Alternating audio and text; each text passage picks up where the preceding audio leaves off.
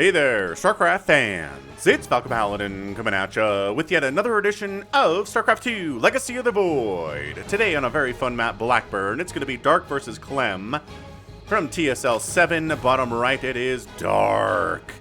And bottom left we've got Clem. So Clem has been playing so very well in the year of 2021, and Dark is a former world champion. I want to see how Clem stacks up to an elite Zerg player from Korea. I know he can beat Cyril and Raynor, but can he beat Dark? We'll have to see in this ZVT. Hit that like button, hit that subscribe if you're excited for ZVT action here on Blackburn. I do like bottom left and bottom right spawn maps. It reminds me of Golden Wall, a very fun map that left us too soon. So this is basically an island map, right? But you can destroy this debris to access it without flying. And this is not an island map, just a 12 o'clock base. Once in a while, we will see Zergs take this as their natural base. But Dark's like, I'm respecting Clem here. I'm respecting Clem. 16, 18, 17, very standard. 1 racks expand here from Clem. Very, very standard. Both players taking each other very, very seriously. And we will see what harassment measures Clem can come up with here today.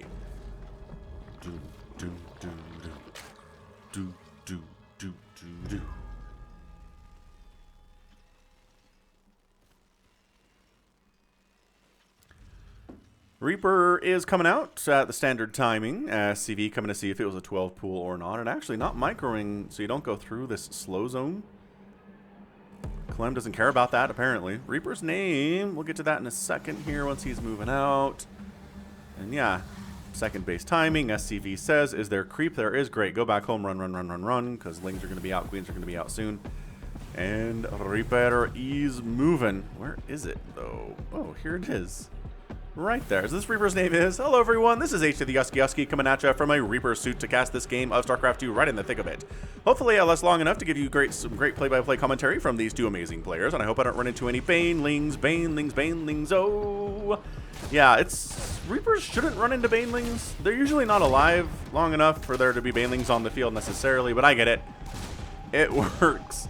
Did you guys know that the most viewed videos on Husky's page, his YouTube channel before he killed it, were his music videos? The Baneling song. I think the Baneling song was the most watched thing ever on his channel, which is like, dang, like all the games he cast, all the Bronze League heroes, like the thing that got him the most attention was a music video he made about StarCraft 2. Go figure. I don't know what that says about society.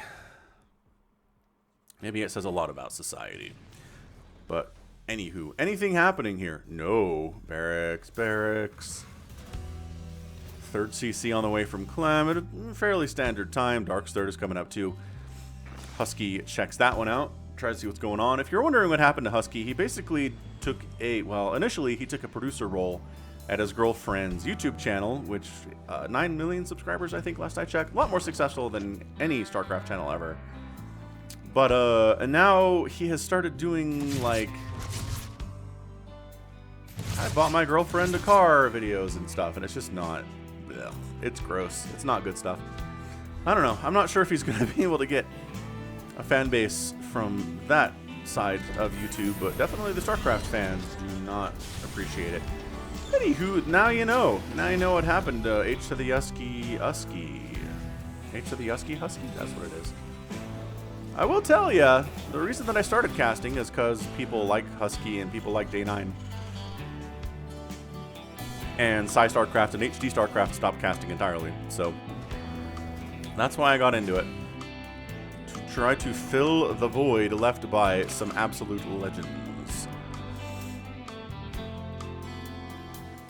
Okay, what's going on here? Evolution Chamber, second gas, Hellions. And, beautiful snipe there. Attacking the Reaper standing on top of the creep tumor so the splash damage kills it.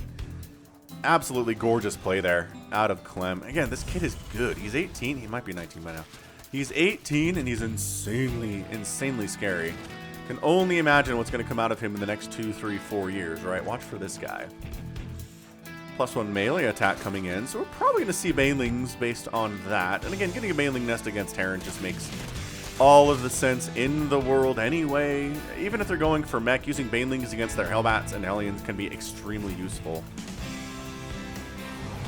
Clem not really giving anything away here either. I mean, it's medevacs, it's marines, it's a tank. Like, okay, I guess he's giving away. It's very standard Terran play right now. 4th base at the gold from Dark. Can set up tanks back here and marines back here and really shut it down. Again, gold bases are supposed to be risky, and this one's risky for that particular reason. Double medevac drop at 530. Dark has absolutely 100% seen this before. I'm not... Oh. There we go. Following... Yeah, see there's lings here, and oh, so you land like half of them? No, you just land all of them on this side. Fair enough. Great positioning there too. Oh, and then you land on the other side. Clem, sneaky stuff. Spread that creep. It's so important to spread the creep right now. You gotta get creep up and around this way if we can. Creep pushing to the other side of these minerals would be good too. Knocking down these rocks so tanks can't sit up here and fire on that base either. Alright, so Dark defending like a great Zerg player does. Defending extremely hard. Being in all the right places at the right times. Those rocks go down, super important stuff. Another creep tumor coming in to push further up this way. Solidifying the creep on the top of this ramp for vision purposes and for queen purposes to be able to get up there. Clem's 3rd base is landed very happily. Called down some mules there too. Banelings are on the way. Where is our Reaper? Did he die? No. He's defending. He might die to a Baneling attack on this 3rd base. We'll try to keep an eye on him for the time being. See if anybody goes down to that 3rd base from Zergville. And see, you just sit on the other side of these minerals, and all mining must stop until this is removed. Million Zerglings show up over here, but once again, you just kill stuff, and if there's too much, you pick up. You get out. One Marine didn't get the memo that you're supposed to get inside the medevac, and completely died. Slow Banelings! Okay, once again, picking up. Basic Terran stuff you do here is picking up. How to pick up your units when they're in trouble. Clem doing some, you know, top side, bottom side stuff. Losing nothing there. And yeah, you can lift and come into here if you want to. You can push the front if you want to. You have a lot of options available to you. Clearing creep seems to be the priority for Clem right now. He hasn't lost a lot.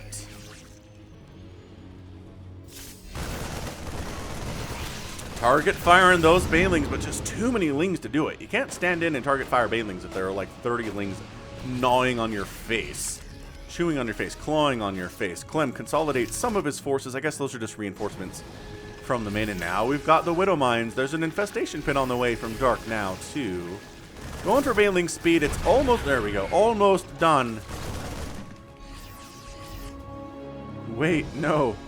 Reaper, he's with the army. H to the Husky is with the army right now. He's like, I'm a marauder. Don't use Banelings on me. It's not cost efficient. It's just completely shutting down this base. Dark's like, all right, look. Counter attack. I'm tired of defending. Let's go. On the other side, queens are going down. Is this Baneling stuff going to accomplish stuff? Widow Mine firing. Taking out a few of those Banelings, but this 3rd base is in shambles. This attack is still doing some stuff here. Taking down queens, that's all there is right now, but okay, 26 SCVs have died.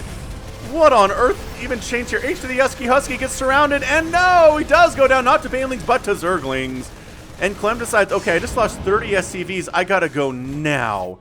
My economy's in shambles, replacing it's gonna be extremely hard to do.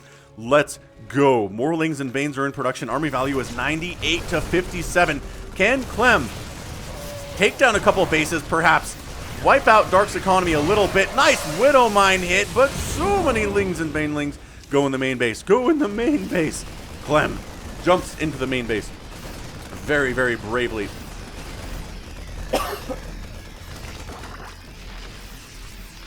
Standing, healing. Meanwhile, Dark on the other side is just ruining what is left of Clem's economy. A base attack on the top right here doing some good stuff too, though. Okay, absolute chaos on all corners of the map right now. Dude, the SCV count. The SCV count is not healthy. Under any stretch of the definition, healthy. No, no, no, no, no. It's 37. Yeah, see that jump? That is a jump in economy you don't want to see from your opponent. Top right base does die. Dark is still not mining from the gold base, though. But, God, Ling's getting into this mineral line, especially if they have the 2-2 upgrades. SCVs are just not able to fight here at all. And it looks like Dark is going to be able to take this thing. I know that Clem is doing the stay, like, harassing, pushing, defending as only Terran can do. Against Zerglings especially, but 25 total SCVs down, 54 SCVs killed. Widow Mines getting some kills here. 2 kills, 5 kills, 1 kill. We got 14, 3-1. I mean, staying alive through the power of Widow Mines seems entirely possible. But look what he's doing with this little group of Marines up here. Lings are trickling in. Banelings are not making connections here at all, but they are forcing Clem back a little bit. So Dark's on 3 bases, but I mean, Clem is really effectively kind of on 1.5 right now. That is not great. Lings are just getting obliterated, but they're taking a lot of Marines with them as well. Get out of here. Get out of here. This Widow Mine position is really good. I like that a lot. Siege tank on the high ground. Oh, it does unsiege and get picked up in time. What? Insanity. Insanity from these two players. This is good. Again, I don't see a position where Clem can come back here. He's down 65 to 28 total workers. Any time that Dark has to mine and make stuff is going to be good for him. Clem's ability to produce stuff is not as good. I mean, why not harass up here? I guess worried about the smallest. Not the smallest, but a very small Ling run by, which just goes to show how little defense he's got here. Widow Mines are keeping him in it. Dude, if Clem wins this game, it's going to be solely because Widow Mines exist. I don't know what else to tell you here. Top right base getting replaced by Dark, which is going to help him immensely. Third, well, no, 1, 2, 3 bases are pretty happy, which at 12 minutes is not... Oh my gosh. Widow Mines, though. Friendly fire splash, injuring some of those Marines. Trying to push up on this top right base is Clem. He's marching in, and it's a full evacuation of drones.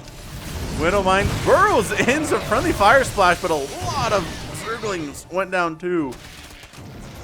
Widow Mine's getting killed at a pretty alarming rate. 9 of them have gone down so far. Tank fire, and that tank's dead. 2 injured to be picked up and saved. This one doesn't get picked up and saved because the medevac doesn't want to. He didn't even try to unsiege. Dude, Clem's third base is back, though. What is happening? What is happening right now? What is happening is an insane non-stop last 5 minutes in this match. Oh, those Marines didn't get the memo to run away.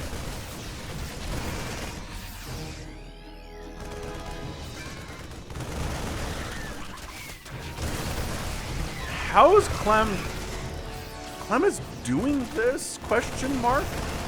As I always say, Terran is not dead until they're dead, right? Terrans can make comebacks from bad positions, especially if they still have mules available, which Clem definitely does.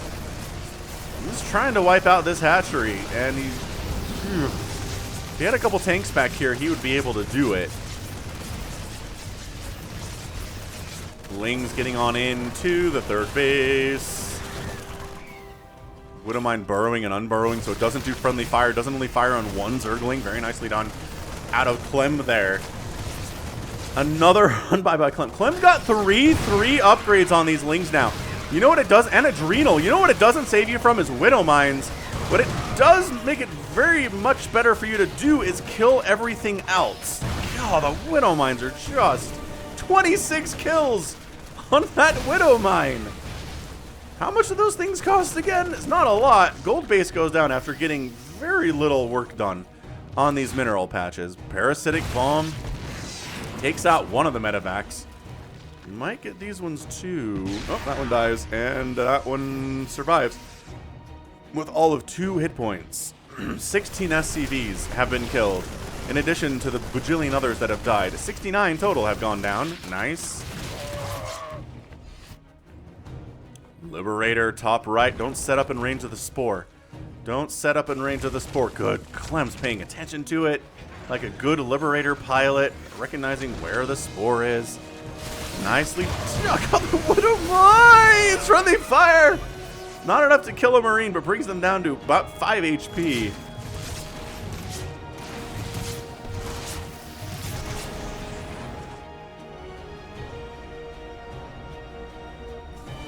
One, two, three, 4 bases here.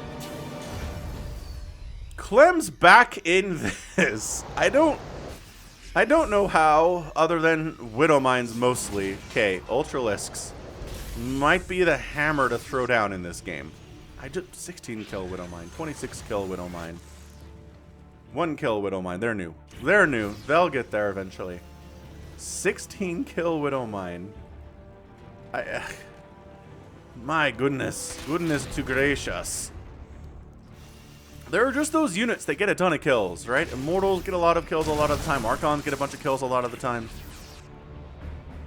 Ultralisks can definitely rack up the kills a lot of the time with their splash damage.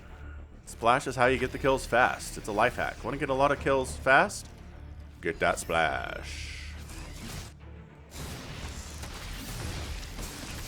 Yeah, burrowing and unburrowing the Widow Mines takes a ton of micro, but it's totally worth it.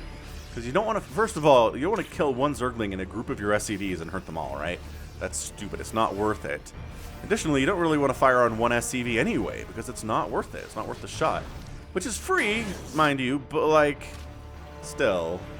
Oh boy, here we go. 24 kill Widow Mine. It makes me feel better seeing Dark lose just hundreds of Zerglings to these Widow Mines. 500 Zerglings have died. How many have died to Widow Mines? Like 200? More?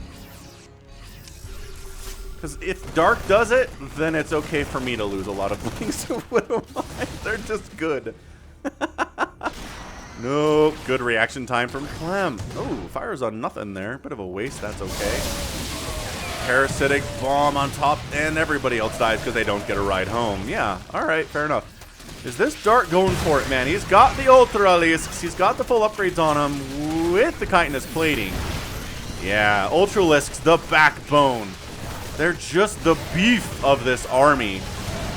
Oh, Blinding Cloud actually zoning the Marines and Marauders out a little bit here. And a surround is coming up. Clem came back into this game, but his whole army gets wiped out and Dark is your winner. In 17 minutes, slamming the door on a Terran player who, you know, you brought them down to 20 workers and you have 60 is so hard. 69 SCVs died today. And Clem's still just able to get so much value. Again, largely because Widow Mines exist. Entirely accurate. I mean, the income tab was this for the last 10 minutes of this match, right? Just so much Dark all the time. Widow Mines killing 578 Zerglings died. They didn't kill all of those lings, I know, but man, absolutely crazy stuff. But once Dark got the Ultralisks out, there weren't enough Liberators, there weren't any Ghosts, there weren't enough Marauders to handle it. And Ultras changed the whole landscape of this particular matchup.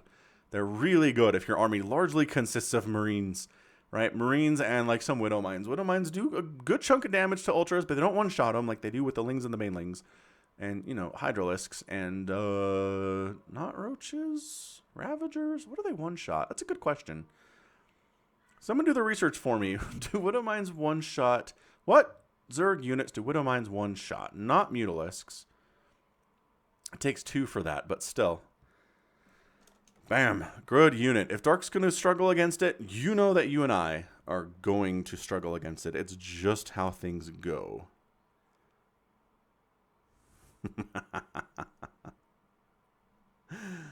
All right. That was so good. That was such a good ZVT.